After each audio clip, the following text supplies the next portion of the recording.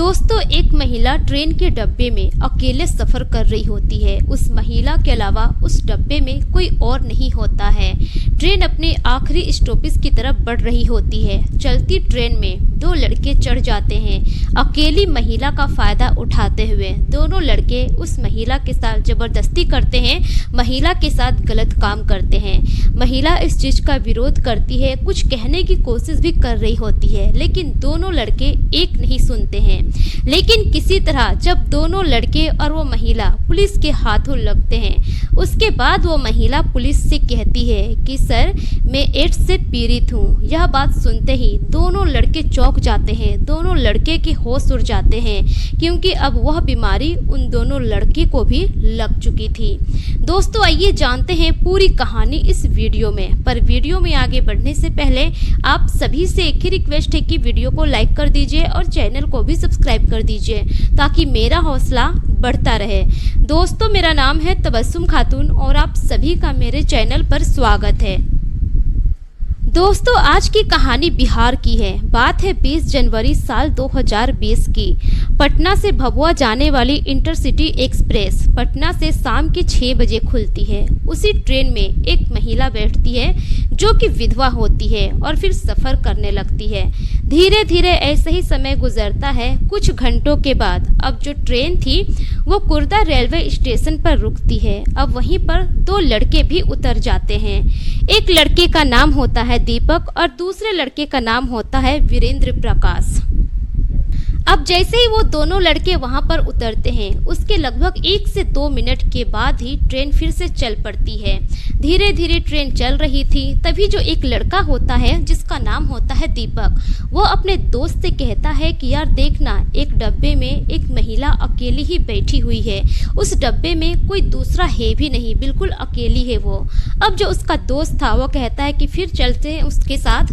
अब जो दोनों दोस्त थे भागते हैं और भागकर उसी डब्बे में चढ़ जाते हैं।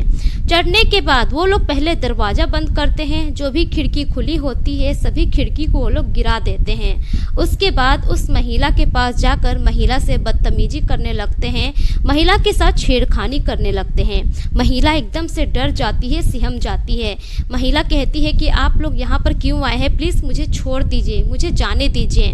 लेकिन वो दोनों एक नहीं सुनते हैं और दोनों लड़के मिलकर महिला के साथ गलत काम करते हैं। महिला बहुत विरोध करती है, लेकिन वो दोनों कहते हैं कि अगर तुम इस तरह से चिल्लाओगी, आवाज़ करोगी तो देखो हम तुम्हारे साथ बहुत गलत कर सकते हैं, तुम्हें मार भी सकते हैं, इसलिए आवाज़ मत निकालो, चुपचाप यहीं पर पड़ी रहो। अब जो महिला थी एकदम से डर जाती है, उसके मुंह से कुछ निकल नहीं रहा था, लेकिन वो दोनों लड़के उसके साथ दरिंदगी कर रहे थे।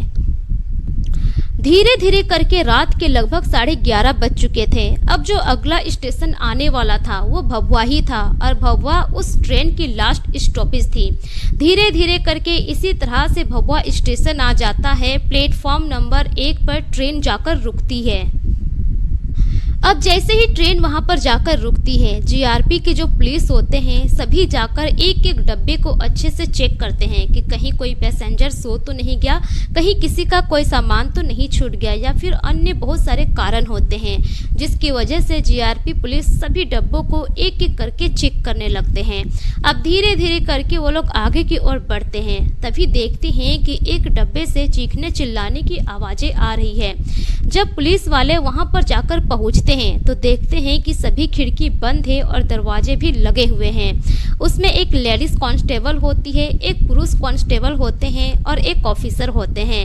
अब ऑफिसर को शक हो जाता है कि अंदर कुछ ना कुछ गलत तो हो ही रहा है।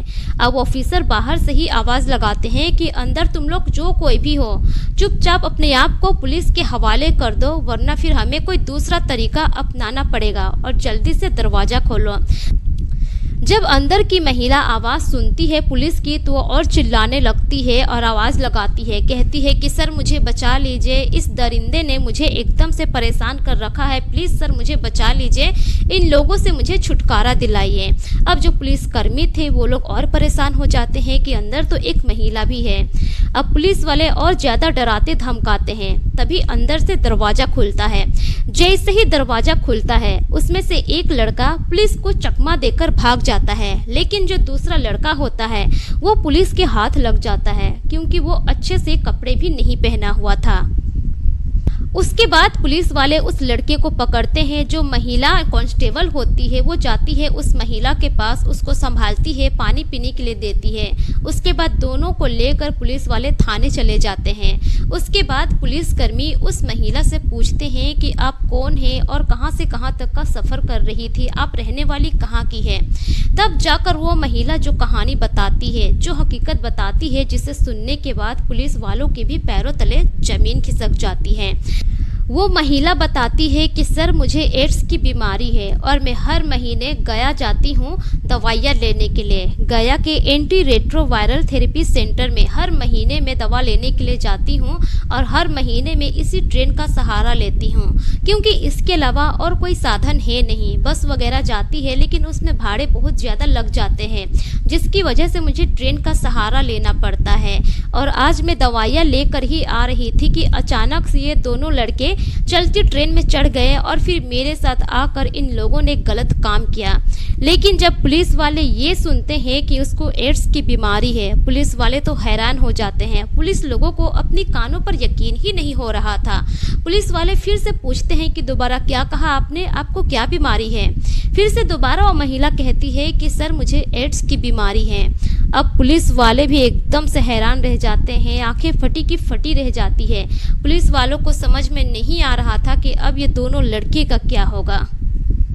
उसके बाद पुलिस वाले दीपक के माध्यम से जो दूसरा लड़का भागा हुआ था, जिसका नाम था वीरेंद्र प्रकाश सिंह, उसको पकड़ते हैं। दोनों को पकड़ने के बाद दोनों की तो पहले अच्छे से धुलाई होती है, फिर संबंधित धाराओं पर केस दर्ज किया जाता है। लेकिन जब यह बात दोनों लड़के के माता पिता को पता चलता है कि ऐसी ऐसी बात है, इन दोनों ने जो महिला के साथ गलत काम किया है, उस महिला को एड्स की बीमारी है, दोनों परिवार वालों के लोगों का रो रो कर बुरा हाल हो जाता है। दरअसल जिस महिला को एड्स की बीमारी हुई थी, वो बीमारी उसके अंदर उसके पति से आई हुई थी। जब उसके पति को पता चलता है कि उसको एड्स हो गया है तो वो बहुत रोता है और अपनी पत्नी से दूर हो जाता है, इस वजह से ताकि उसकी पत्नी को भी यह बीमारी ना हो जाए। एक दिन अपनी पत्नी से माफ़ी मांगता है और अपनी पत्नी को छोड़कर चला जाता है। उसके कुछ ही महीनों के बाद उसके पति की मौत हो जाती है। उसके पति की मौत के बाद जब उस महिला की तबीयत खराब होने लगती है और जाकर वो चेकअप करवाती है, तब पता चलता है कि उसको भी एड्स हो गया है और तभी से लेकर वो आज तक उसका ट्रीटमेंट ही करवा रही थी। लेकिन जब यह बात उन दोनों लड़के को पता चलता है जिसने उस महिला के साथ गलत काम किया था, तो उनके भी होश उड़ जाते हैं। अब उन दोनों को भी यही लगने लगता है कि अब यह बीमारी तो उसे भी लग चुकी होगी। पुलिस वाले मुकदमा दर्ज करने के बाद दोनों को गिरफ्तार करके जेल भेज देते हैं और जेल से उन दोनों को मेडिकल परीक्षण के लिए भेजा जाता है। तो दोस्तों, कहते हैं ना कि हम जैसा कर्म करते हैं वैसा हमें फल भी मिलता है। और कहते हैं कि ऊपर वाले की लाठी में आवाज़ नहीं होती है, लेकिन जब झटका लगता है तो जोरों का लगता है। वैसा ही कुछ उन दोनों लड़कों के साथ भी होता है। और इसीलिए कहा जाता है कि किसी भी गलत काम को करने से पहले 1000 बार सोच लेना चाहिए, क्योंकि गलत काम का अंजाम हमेशा गलत ही होता है।